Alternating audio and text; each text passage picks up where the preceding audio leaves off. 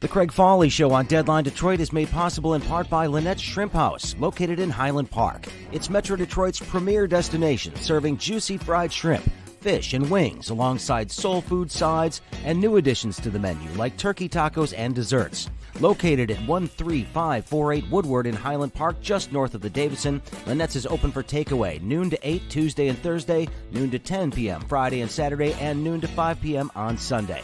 Call now, get some Lynette's. Hello, everybody. Welcome to the Craig Foley Show on Deadline Detroit on May 28th of 2021. Although with the weather we're having right now, it might as well be March 28th, 2021. What a crummy day we have outside here in Metro Detroit. 48 degrees and rain. You gotta love it. What a start to the holiday weekend. Well, hopefully this will warm your hearts. This wonderful program we do each week called The Week That Was. And as usual, I have some wonderful panelists here to help me break down the big stories of the week, including Nancy Derringer of Deadline Detroit. Hello, Nancy. Hey. Allan Lengel of Deadline Detroit is with us once again. We always appreciate it. Hello. Also, David Rudolph is with me today. He's back again. He is the senior managing partner at D. Erickson and Associates Public Relations. It's always a pleasure, David. Thank you. Good morning. Thank you. And of course, we also have my friend Desiree Cooper, longtime columnist for the Detroit Free Press, a writer and now a filmmaker. In fact, coming up next week, we're going to have an update on this show about some cool stuff that is happening for the project that she is working on, looking at the other Rosa Parks here in the community. Des, welcome back. It's a pleasure. Thanks for having me, Craig. Yeah, and I'm starving right now. Every time I see that Lynette's ad, I just really want some lunch. It is good stuff, but she's joining us from Virginia, so I'm sure that you have access to some decent shrimp down in that part of the country. I'm not sure. I do that. Anyway, we appreciate you being with us today. Thank you very much. All right, let's start this because it is the week that was, but in many instances, it's the week that's still going on. We have been waiting for the last couple of days to see whether or not the Senate was actually going to go through with a vote on whether or not to create a commission to look into what happened on January 6th. As of now, we still haven't had the vote, although it could happen while we're on the air live today. It's entirely possible, but it does look like Mitch McConnell's going to get his way and get most of his caucus to vote against the creation of this commission. Now, I want to start out this conversation with this backdrop. There was a poll that I was taking a look at that was published in the Washington Post, taking a look at how many people believe that the Republicans were involved in this attack, that it was Trump supporters, or whether or not it was some other leftist group like the Antifa types. And there's a whole lot of people on the Republican side who believe that Antifa had something to do with this. So I'm going to ask this question. If indeed you are a conservative Republican Trump supporter that firmly believes that Antifa was somehow involved in this just to make Trump supporters look bad, would you not want an investigation to get to the bottom of that massive, insidious, dangerous, anti-American communist plot? Wouldn't you want this to go on so you could expose the truth for what it is? But no, you hide. You'd vote against this, wanting this just to go away, because I think deep down that you actually know the truth here, that this was indeed your people that did this. Am I wrong? You know what? Do you remember? Go ahead, Allan. Allan, then Nancy. Okay. I got an email the other day from a retired federal agent who sent me some article about a black person who was anti-Trump, who was there at the insurrection and was causing some problems. And so I said, aha, the smoking gun. Everybody was listening to this one black dude. All the guys with the Camp Auschwitz sweatshirts were saying, listen to that guy. He's our leader. I mean.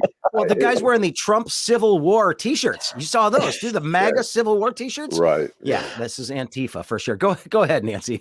I was just going to say that the first person I heard say it must be Antifa was basing it on that one famous photo of the guy hanging by one arm. He was dressed all in black and he was hanging by one arm from like some piece, I don't know my architecture terminology, some piece of the building over, just below the balcony colonnade, whatever they call it. And I just had to laugh because, of course, the Trump supporters, there were quite a few, shall we say, advanced dinner muscles on the guys there. So a guy who can hang, successfully by one arm. This is probably does look young and vigorous in Antifa, but it turned out that guy was a Trumper too. So, they've got young people too. So, but I mean, it's incredibly frustrating to me to see people sit there and say, we don't need to look at, there's nothing more that we're going to learn about this, which is complete and total BS. I mean, there is a lot to learn about who did this and who led these people to this. Is that there's nothing that we are going to believe about, and so it makes me think like, I definitely care that there's a hearing, and I wish it would be bipartisan. But in the end, no one has ever been more disgusted than Desiree Cooper after the second impeachment, where everything is laid out, completely logical, undeniable, and yet you can't impeach this man. So what are we going to get from this? It's not going to change minds.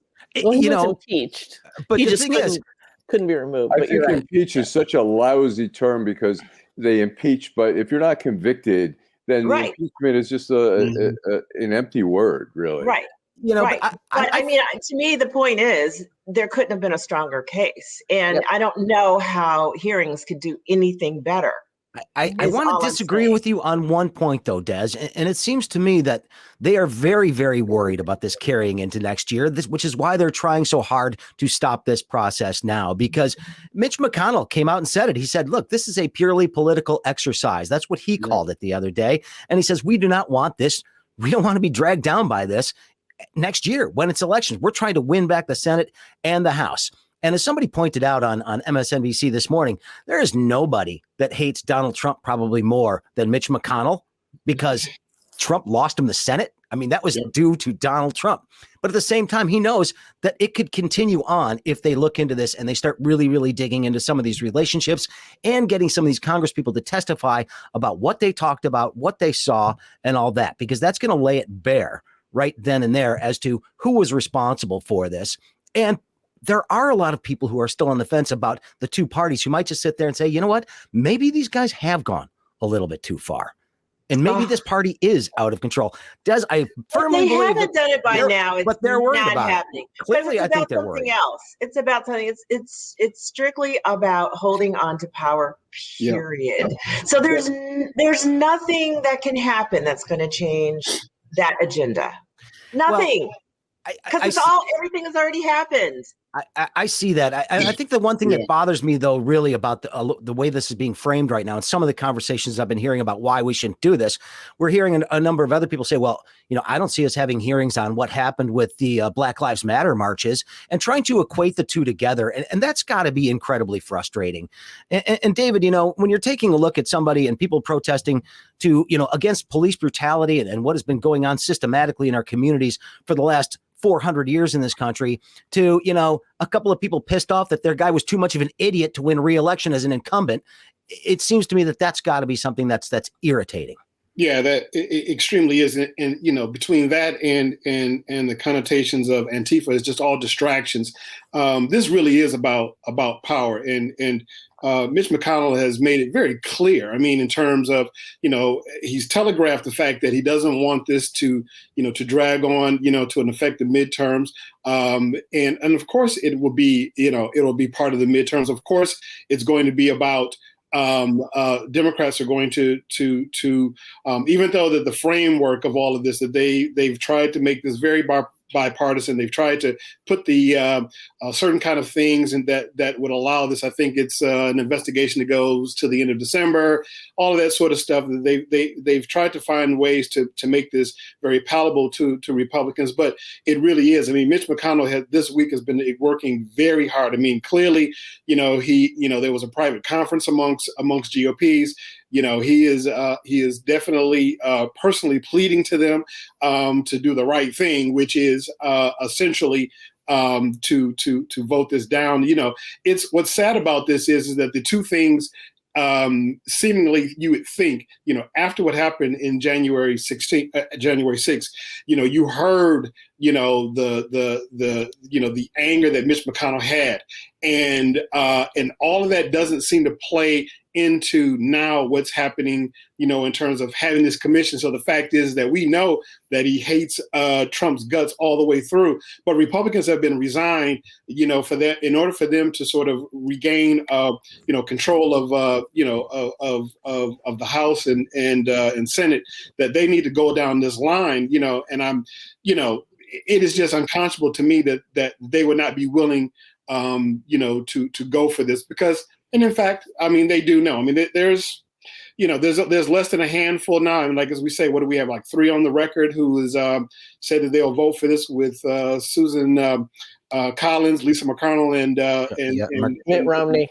Murkowski and Romney. Yeah, exactly. Yeah. So it's frustrating. I mean, I would like to see them hold some hearings on this, but then again, I also want some people to actually get in trouble for this because I think there are people who are responsible for making this happen. These people would not have just shown up on their own.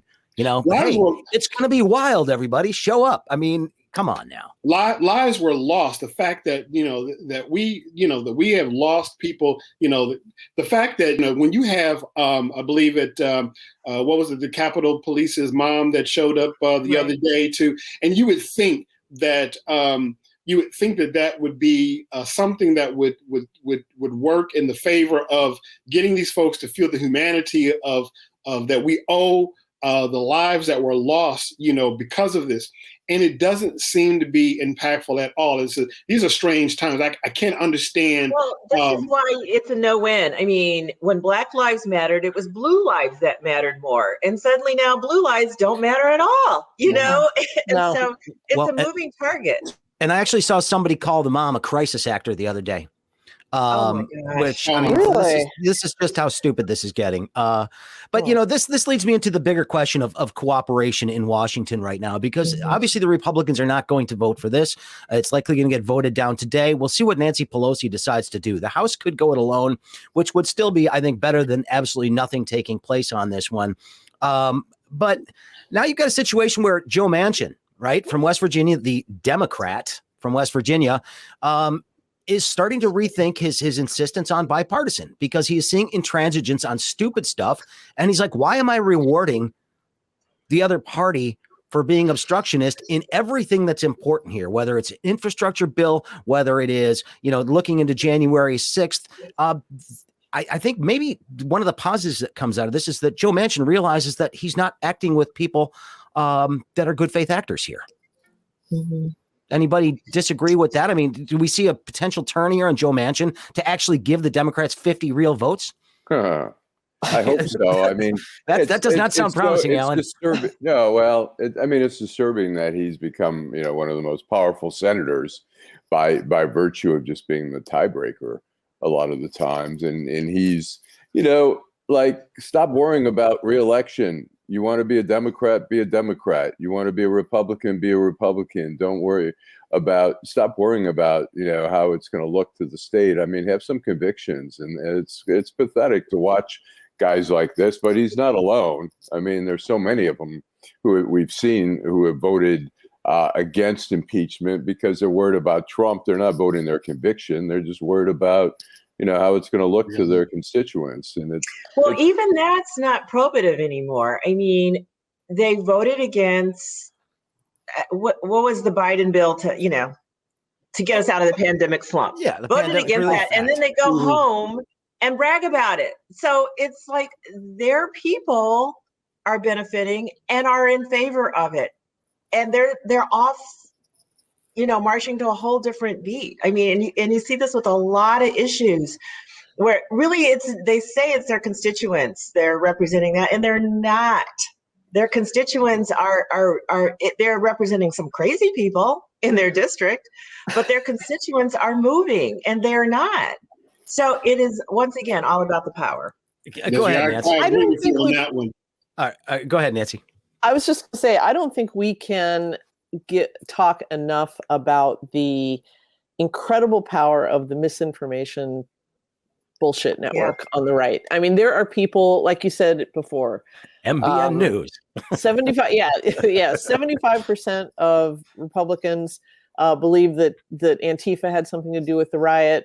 Probably the same number believes that the election was fraudulent, et cetera, et cetera. And these people believe that. This isn't something they're pulling the wool over their own eyes. They really do believe that. But what I think we need to keep in mind is this is 75% of Republicans who were already edging into a minority. And it's like, it's time for Democrats, if they really want anything to happen, if they truly have policy goals, to press their advantage as hard as any Republican would do it, because we've seen them do it. And just, it's like, we know who we're dealing with here. It's like, let's start playing hardball the way they do. I'm not sure that they have the stomach to do it. Well, I mean, I was just looking at this election. I'm just going to blow the explicit language. It's okay. There's a little button I can check at the bottom when I publish. Election fuckery that is going on in Lansing and in elsewhere around the country. And I was thinking about, I almost tweeted something about this and I thought, oh, why bother? Proposal 3, which, instituted all of these reforms to make voting easier and more convenient, passed just a little over 2 years ago with 66.8%. Yeah, more than 2/3. Vote. Those people are in danger of having a lot of that stuff rolled back. Now, this is a constitutional amendment. All of this is going to end up in the courts, but they are doing their best to roll this back. And it's like, those 66.8% of voters need to open their eyes and understand what is going on here, because they're going to try to take it away from you. Well, I got to give Dana Nessel credit the other day. She sort of threw this back in the Republicans' face the other day when she was testifying on some of these proposed changes in Lansing to the voting laws, though, especially the one where they have to mail back a picture of their photo ID. Oh, for God's And she's sake, just like, okay, you're just opening up everybody to massive identity theft if you do this, because they're going to have a lot of information that they wouldn't have otherwise about you, your name, your address, part of your social security number, and access to photos and signatures. Right. And so, you could potentially have people who are then really going to look at these ballot things, because if they can rip those off, they can get a lot of information. And for people who want to make the elections more secure, she's like, this does nothing to add to anybody's security. In fact, it makes them a lot less secure when it comes to their identity and everything else. And people are just sort of like, oh, well, that's not a big deal. Well, it is a big deal. It's unnecessary. I worked in the Wayne County Board of Elections in October processing ballot requests, absentee ballot requests. These are workers that are brought in. We were trained a little bit, and then we were put to work on this stuff. And, I don't know how many people you want handling that stuff, because in the course of processing one application, that thing was opened by one person. It was put in a stack by one person. It was sorted out by another person. I mean, I'm not calling anybody who works for the Board of Elections a bad actor, but like you said, identity theft, it's like social security numbers. You can sell them, they bring in some extra money. Well, we should just turn the whole thing over nationally to cyber ninjas. They'll take care of it. They're the people handling the Arizona audit right now. Yeah, exactly.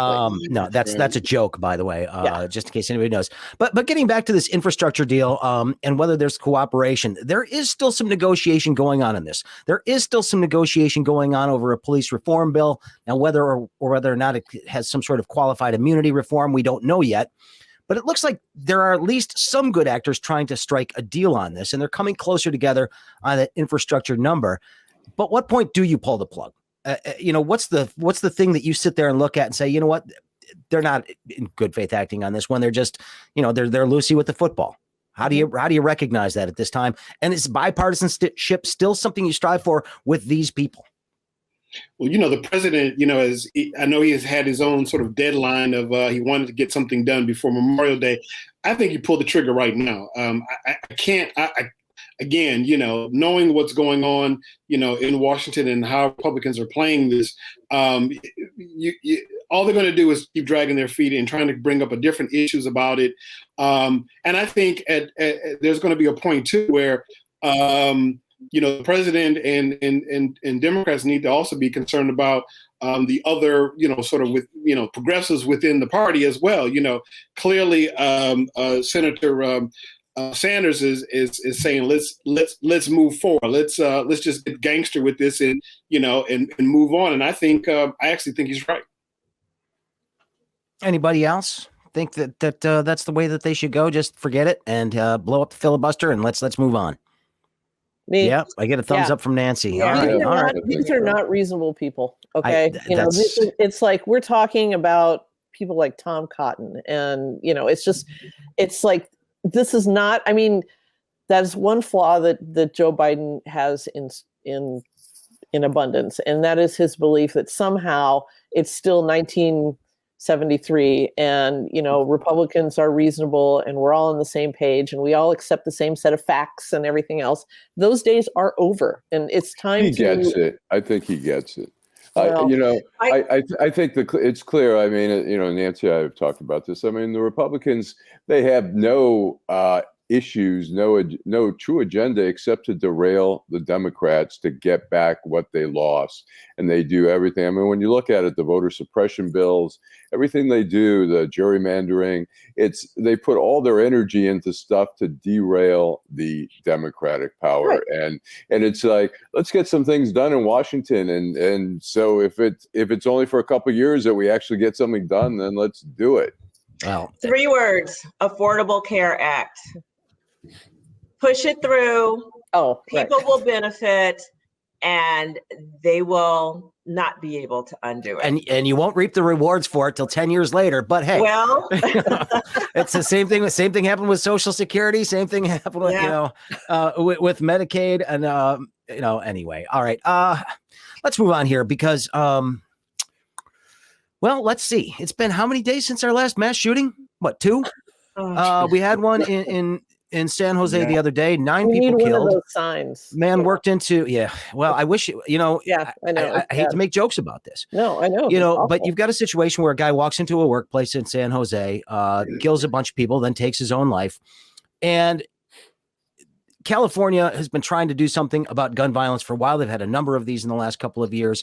They've been one of the states that's been trying to be somewhat aggressive on gun reform.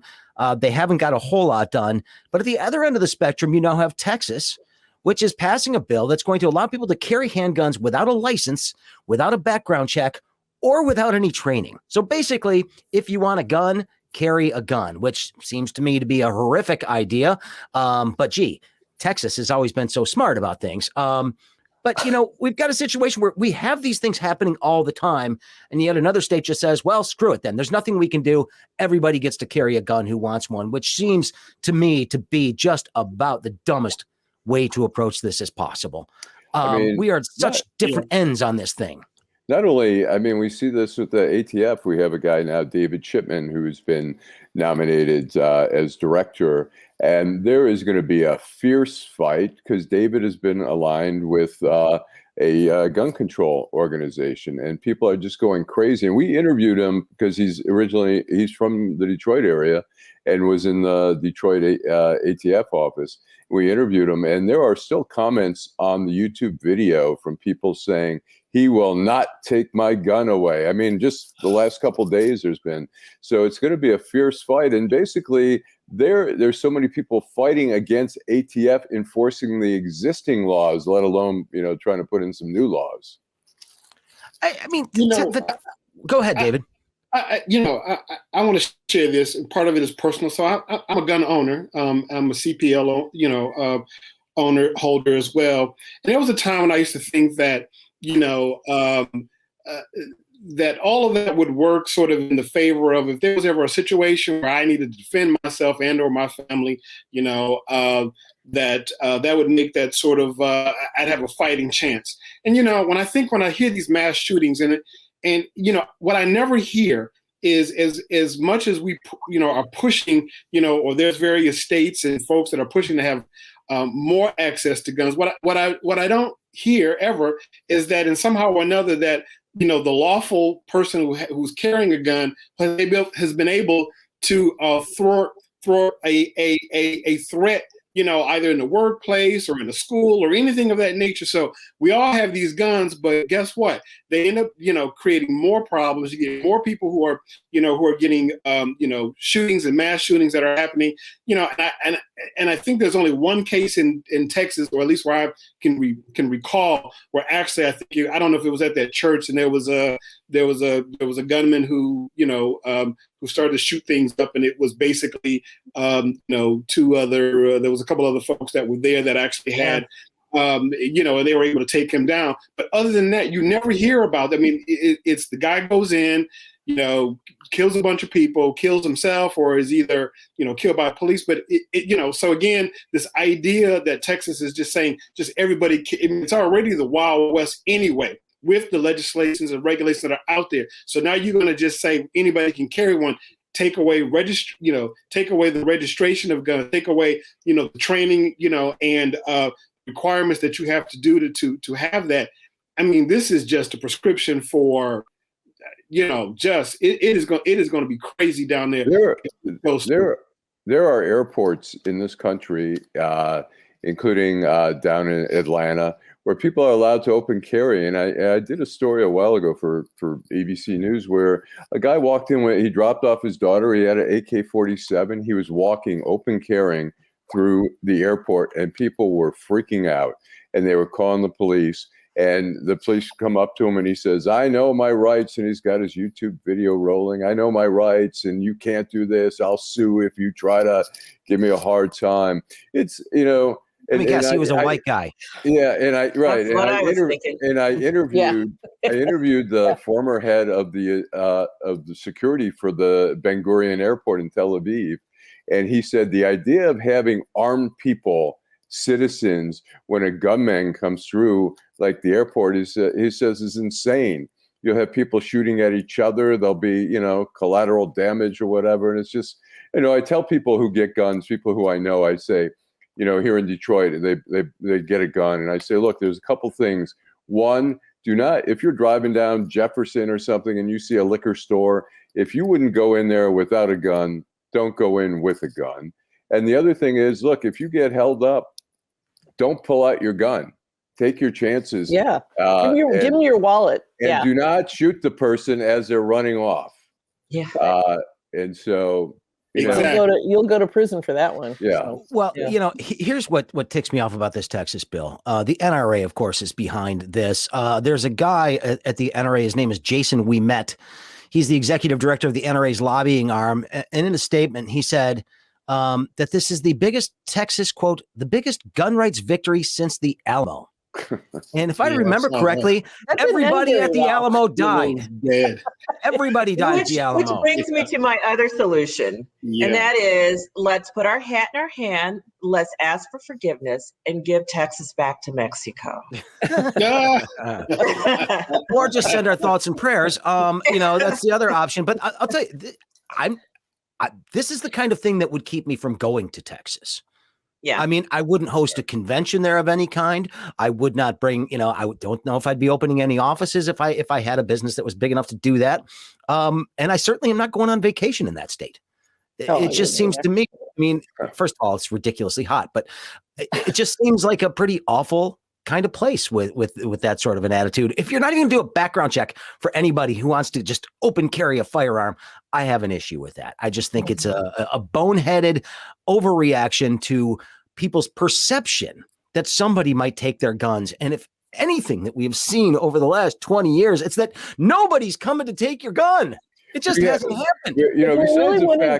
If we really wanted serious gun control in this country, we would encourage more Black people to walk around with them, like their AK-47. Well, geez, that's what worked in California. When the Black Panthers started carrying exactly Oakland with their rifles.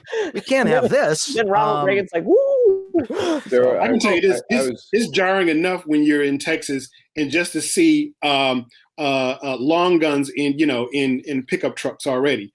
Right. I mean, that enough, has you walking around like gun racks on your truck. Yes, I've seen them. Now imagine again, with Allan. I mean, if somebody's walking down the street with an AK-47, it's like, you don't know if you're the bad guy or not. I'm like, maybe I should pull my gun out now, and get ready to defend myself because, you don't know what you're looking at the time that you're looking at it. Right.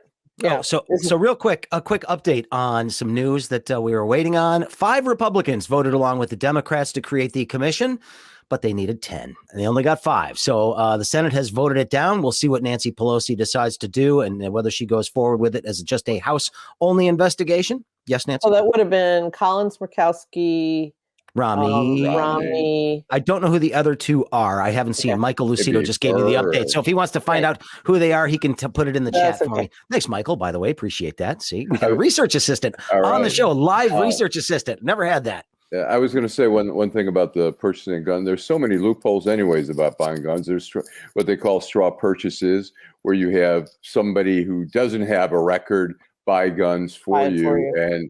And it's so pervasive. It's Well, all right. Let's talk about some misguided policy in our own home state of Michigan. This is something I firmly do not believe in. I understand this desire to have all kids reading at grade level. I get that, but there is no thought usually put into what it's going to take to actually get those kids to grade level.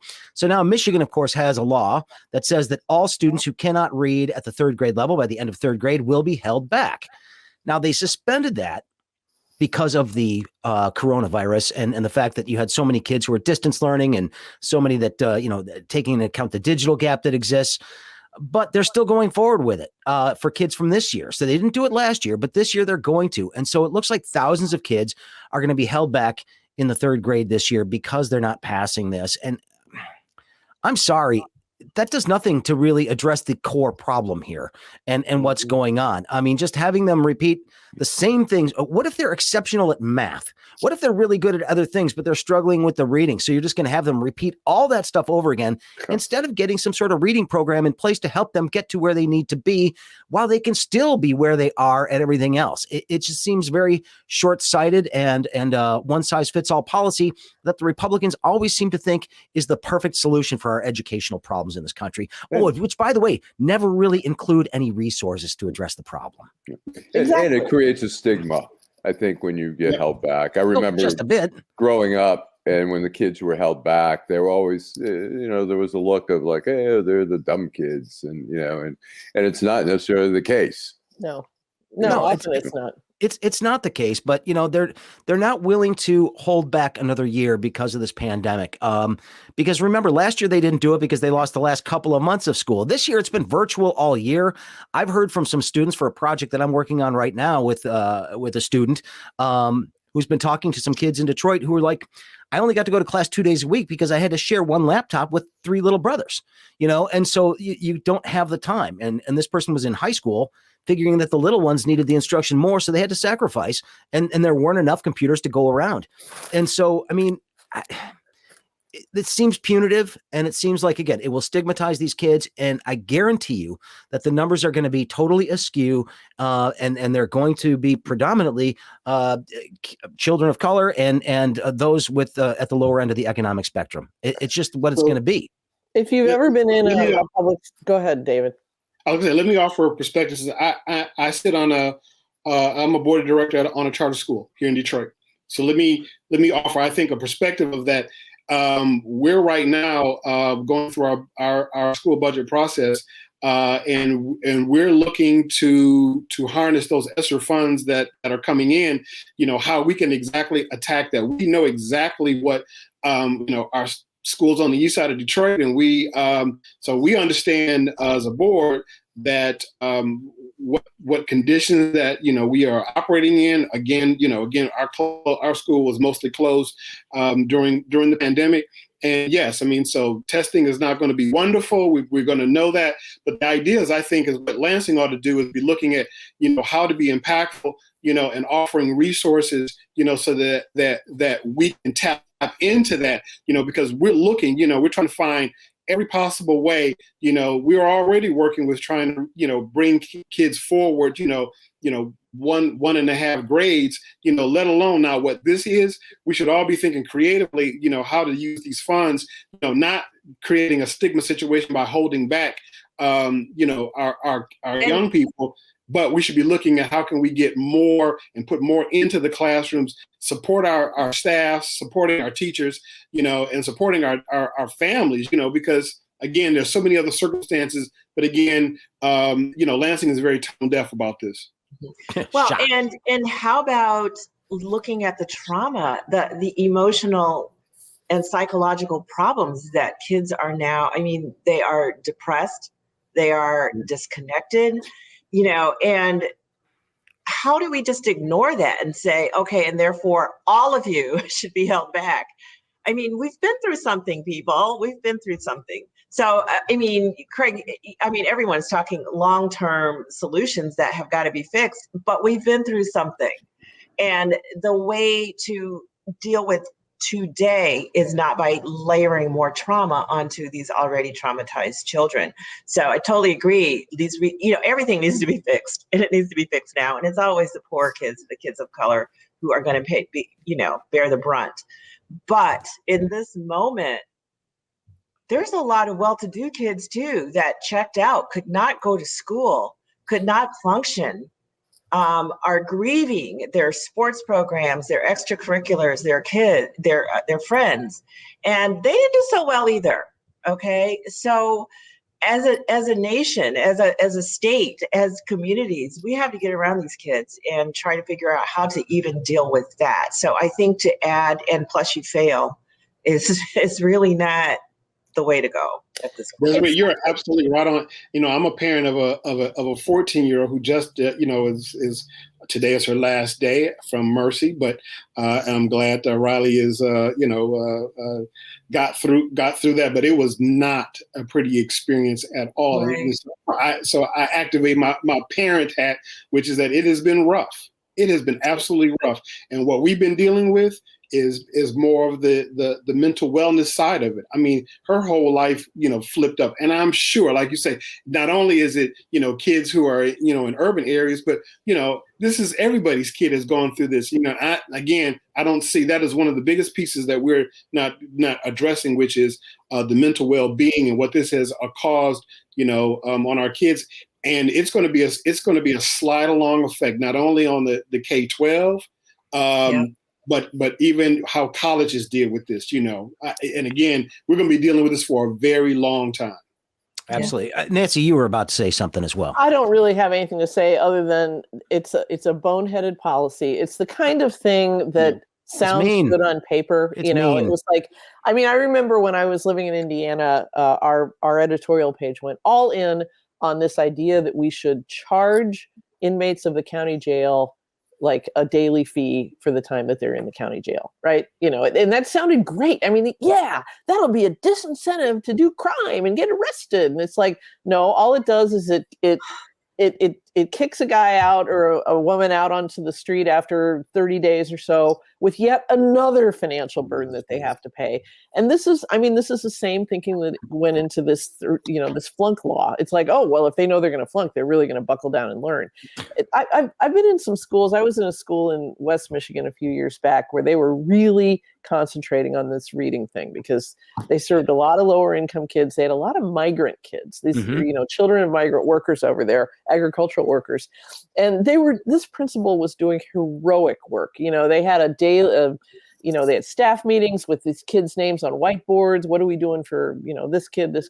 But then you hear some of the individual circumstances. There's a kid who just was taken back to Mexico with his family, and won't be back, if he's back at all, for like 3 or 4 months. And, so his teacher is sending like these packets of worksheets with him. And you're just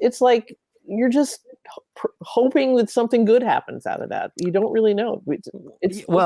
And then they'll sit there and go, wow, your teachers aren't doing a very good job there. I mean, exactly. It's so ridiculous. I think so many of us, this is a human trait. We have a hard time putting ourselves in the shoes of other people. And, when you look at how hard daily life can be for a low income family, and then you really don't have the right to ask, well, why aren't you sitting down at bedtime and reading to your kids for 20 minutes? Blah, blah, blah. It's like they may not even have a bedtime in that house. You don't know. So, well, anyway, all right. So I don't agree that it's a human that it's a human trait not to have empathy. I just want to throw that out. Don't agree that it's it is one that afflicts a certain percentage of the population. Negatived myself out of that, but anyway. So all right.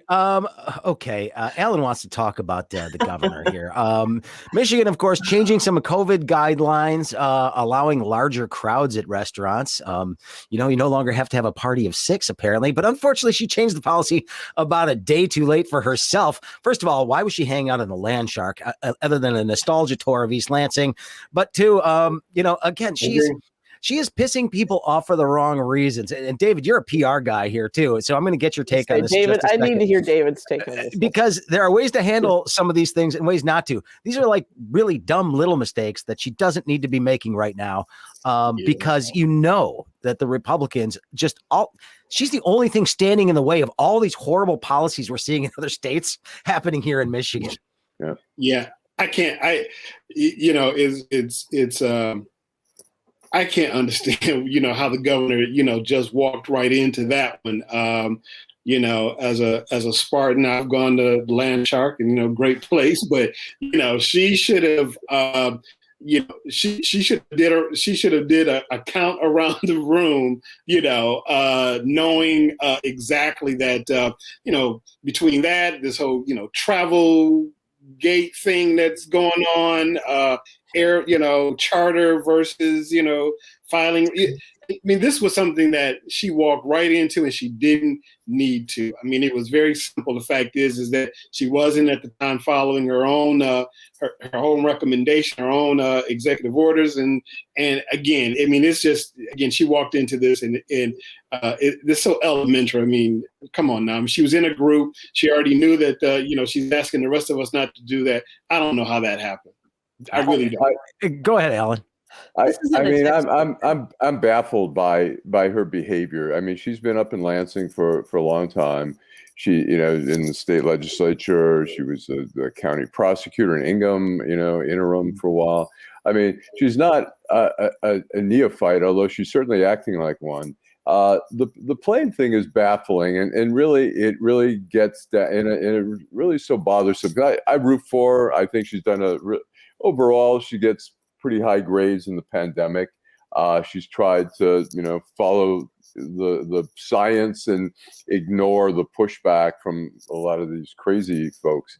But the airplane thing is just evolved into this almost like Watergate like thing out of nothing. All she had to say is, I went down there to Florida. I used a private jet of a business person, and you know what? I don't care what it is. I offered nothing in return, but the optics are bad. I won't do it again. I apologize. I was wrong. Instead, first she says, it's security. We can't talk about it because of security issues. Which is ridiculous. Which is total BS. Then finally she lets a little bit out. Then last week she lets out a little bit more about saying that her nonprofit is going to pay $27,000, implying that they were doing work when in fact there's no indication that she was. And then and that she paid $855, making it sound like, okay, that's what we figured out was my share. It's a 10-seater. I'm sorry. It's not $855 for a round trip. But that being said, then it comes out now that her 2 children took a ride back on the way back. And so she's trying to, it just looks horrible. Well, it does. And it's an unforced error. And again, it's the kind of stuff that in the grand scheme of things, it's not the biggest type of thing. And her supporters will get mad at me, and they will send me messages later today, as they do, saying, why are you picking on Gretchen Whitmer? And I'm not picking on Gretchen Whitmer. I'm pointing out where I think she made mistakes, which is part of what we do in journalism. I think she made a mistake here. I'm not going to say that this is something that she should be removed from office for or anything like that, but she is going to pay a political price for this, because this type of mistake is something that voters remember. This is the kind of stuff that they will think about and sit there and go, well, she said, do as I say, not as I do. That is the thing that pisses people off more than anything. Hypocritical behavior is something people don't like. And if they think you're getting something that they don't get, they will resent you for that. Now, Jim Nicholson, on the other hand, now says, well, I'm not going to allow politicians to use my plane anymore. And all the Republicans are like, damn it, there goes my trip down to Florida. Craig, but on top of that, again, kind of crisis management 101, when a bomb blows up, you don't try to put it back in the box and say it didn't. At that point, it's out. You have to just go ahead and face it and say, this is exactly what happened. This could have been really, all she had to do is just, like Allan said, just roll it out and keep moving. When you have a faux pas like this, half of it is how you go ahead and fall on your own sword. You don't try to part and parcel, these aspects, because the moment that you start doing that is the moment the public starts to question and say, what else are you not telling? I think it also questions who she's being surrounded by, who's giving her advice. I mean, she's getting some horrible advice. And the other thing I wanted to bring up is, Charlie Leduff had a column about the nursing homes. And, Michigan has sort of bragged that we're at 29% deaths of nursing homes per, the rest of the population of COVID, compared to the national average of 32%. But it turns out that Michigan is really not thoroughly counting that, which is fine. But they should say that and not brag that they're better than other states, knowing that they're not counting the numbers. And I think the level of New York then. Well, the level of confusion around those numbers and how to actually calculate that is a serious thing. And I'm not sure that anybody actually had a plan in place. Like, how are we going to count nursing home deaths in a pandemic? Maybe had we thought more carefully about what happens when a pandemic does occur, we might have had some protocols in place. I'm not sure that we did. And so that's what's going to cloud this issue, because if you read that story that Charlie did, it's really confusing. Not that Charlie didn't do a good job of writing it, but the issue is difficult. It's difficult to follow. And that's not meant to be an insult, but it is not that simple to sit there. I mean, you can't just say, well, the numbers are unclear, so therefore they lied, is not accurate. That's absolutely true. I mean, first of all, they were fighting to release information. He had to sue the state essentially to get more information. But the point is, I think one of the points he was trying to make is that if you are living in a nursing home and then you're on your last leg and you need hospitalization, you're not on hospice, which you're not supposed to go to a hospital if you're on hospice. But if you go to a hospital and you die there, the address that you had was the nursing home. It's just like you and I. If we go to the hospital and die at the hospital, we're not a hospital death.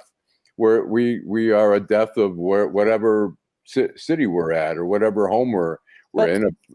Private home. Is there any? I mean, one of the many unanswered questions in that column, and I would agree with Craig that it was very hard to understand. is there even a blank on the death certificate for your permanent residence or whatever? Well, Charlie said, yeah. I think he mentions that he said the address. He talked about this is a debate we can have at the office. The address is on the certificate. When we get back to the office, we will clear this up one of these days. The home address is on the certificate. Because this is the rabbit hole we are about to go down, which is not a good place to do this. Okay. But we will do this at some other time. We do have to get to some other things before we wrap up the show. Speaking of COVID, hey, maybe this thing did escape from a lab in Wuhan. There are a lot of people who are changing their tune about whether or not that happened. And I could see it. I'm not suggesting that it was deliberate, but look, is something like this escaping from a lab where they're doing experiments on viruses and things like that? This is what a bunch of movies have been made about. And I think it's entirely possible. And if that is the case, how does that change the way we look at this? I don't think it changes anything about how we responded to it. I think that horse has left the barn already. It doesn't create any excuses for anybody. But the Chinese government, in some way, if indeed they were responsible for this lab, there could be some real consequences for them. And I'm wondering what they should be, if any. All right. I don't have an opinion on that, but let me just say one thing. I do. I'm whipsawed between two conflicting ideas that are held by right wingers on this subject, which is, number one, it's just the flu. It's no big deal. 99%, survival rate. And number two, it's a bioweapon of terror that was dreamed up by the Chinese and deliberately released into the environment. So it's like you can't have both. Just Oh. 2 points. I Anyway, think- go ahead, guys. I'm of the belief that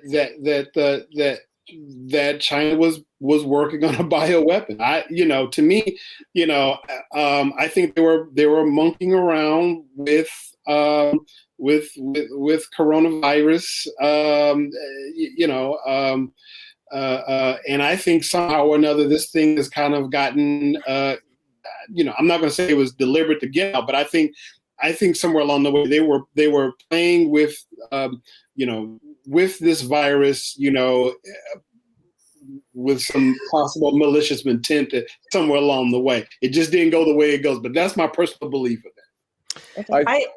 I'm just worried, okay, fine. We have an international problem. We have a trade problem. We have all this kind of stuff with China, but damn if it doesn't give more fodder to the crazies. Yeah, absolutely. Just when we thought it was safe, and just when we thought we had a handle on this. And so I worry right here in the United States about what I think we need to follow this and figure out what exactly happened.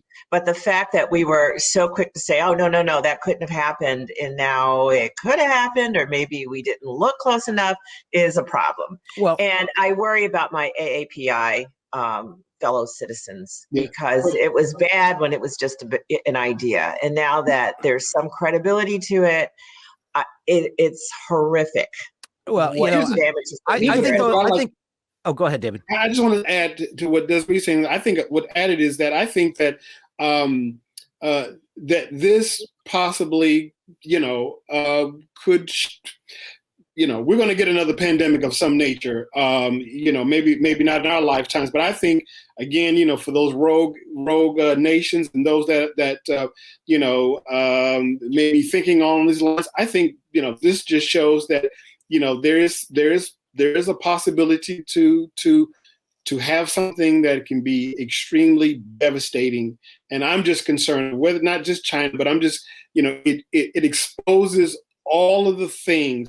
That our scientists, that sat around and thought about theoretically this could happen, and they just got all washed away. And and over a 500,000 lives later, at least here, and 7 billion around the world. I mean, it's just unconscionable. But I'm just thinking that again, this is just it opens the door to a lot of things. And we need to find out how this happened, where it happened, and all of those science fiction movies are now documentaries, and that's a problem.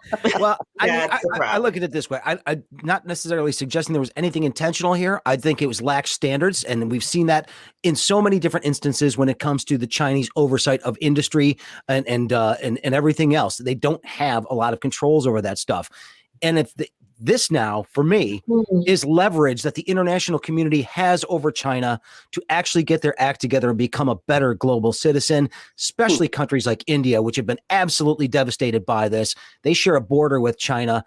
China needs to step up, make this right somehow. And that means ending things like currency manipulation and intellectual property theft to give themselves an advantage over the rest of the emerging countries in the world, then that's something that the United Nations really has to foster and make happen. China needs to pay for this in some way, if indeed they're found to be responsible because of the fact that they weren't watching what the hell was going on. And I think that's probably the best case scenario I can imagine coming out of this, because there aren't any good scenarios that come out of this. If they're being loose with dangerous viruses, sorry, that's just not a good situation. I think it's probably the worldwide standard for science. There's so much crazy stuff happening in labs, so many experiments. There's scientists who travel. I think there were scientists traveling with the anthrax virus on airplanes. They'd have their little vials and traveling to other parts of the country to share the anthrax and different experiments and stuff like that. There's a lot of unregulated stuff going on in labs, and I don't know how you get to that. Imagine taking that through the TSA checkpoint. This it's just an anthrax. You don't want to open that. Smallpox, no biggie. Right. It's not there? Shampoo in that container. Right. Yeah. All right. Okay, we've got about 5 minutes left. We have 5 minutes left in the program today, and that's important milestone because it means. And now it's time for Deadline Detroit's nominees for Schmuck of the Week. Schmuck of the Week nominees. I had a whole bunch on my plate, and I was really struggling today to narrow mine down. So I don't think I want to go first today, but I will give that opportunity to somebody else if they want to volunteer. And if not, I'll go first. Allan wants to go first this week. All right, step right up, sir. My Schmuck of the Week is a 22-year-old man from Dearborn, Ali Shahadi, who took his parakeet back to the Lincoln Park pet shop and complained that the wing was broken, and they checked it out, and the bird was all bloodied and stuff, and they said, well, we'll try to heal him, but you're not getting a refund because who knows, was it another bird that did it, was it an animal in your house? And he got angry, and the bird was in a little box, and he pounded his fist and then threw it on the ground and stomped on it and left. So now he was arraigned yesterday in Allen Park. And he was, the judge called him a bird killer, allegedly, and then told him, and his lawyer said he's a bird lover. And the judge is like, oh, no, you don't. We're going to take all his birds away from him at his home, and he's going to go to anger management. So he is, like I said, it's a little bird. It's a Monty Python skit gone bad. It's just, this is an ex-parakeet. And then, I think the other movie was Dumb and Dumber, where they did something similar to a parakeet. So Dumb and Dumber and Monty Python mixed together. Interesting. That's a pretty good one. Desiree, who do you got? All right. So I do have a Schmuck of the Week, but I want to do a Luck of the Week as well. That's fair. So the Luck of the Week is the 22-year-old Ohio woman who won the Vax-A-Million lottery. Woo-hoo! Michigan State grad, too. A Michigan State grad. And one reason I really wanted to shout out to her is because she's 22 and she got the vaccine. Go for your generation. So I just want to call that out. I love that. But my Schmuck of the Week is posthumously awarded to all of those who participated in the Tulsa riots 100 years ago this weekend, and completely devastated an entire innocent community, including bombing them. Black Wall Street. From the air. Yeah, Black Wall Street. So, I think they get the Schmuck crown of the week. I think you could take that a lot further, because there have been a whole lot of people since then who've been busting their ass to cover that up, Des. I mean, and this has been, going on for a long, long time. That testimony a couple of days ago with the people who are now over 100 years old was just remarkable to watch, to see them get up there and talk about their memories there. And keep in mind, these are the people who have been keeping that under wraps are the people who want to be in charge of history education from now. Well, hey, can't have critical race theory. Yeah, no critical race theory. So, David Rudolph, what do you got? In the week where we are remembering George Floyd, my Schmuck of the Week is Louisiana State Police, who, after 2 years nearly, released that body cam of Ronald Green, who was beaten and tased and dragged.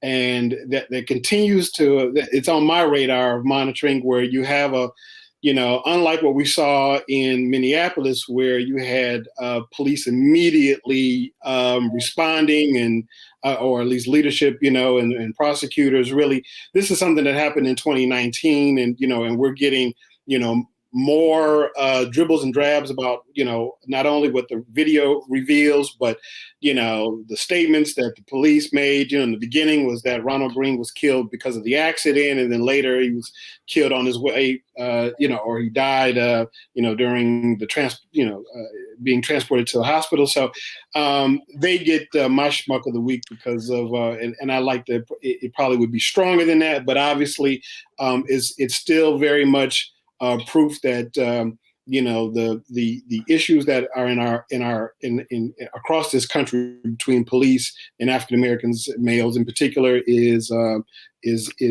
absolutely it's mortifying and it's deadly.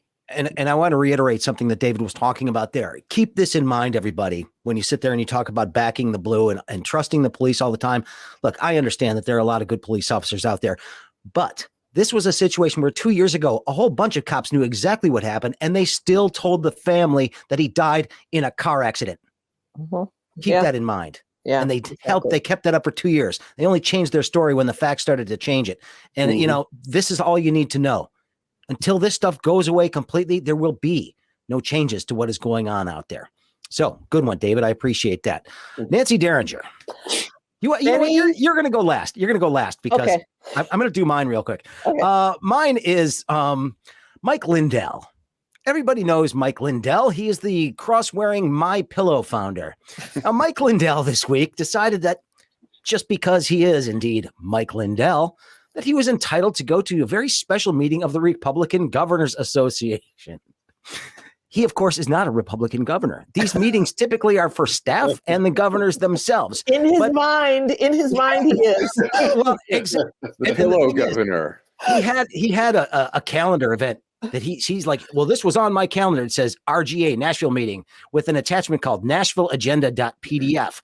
So he said he was going to be going.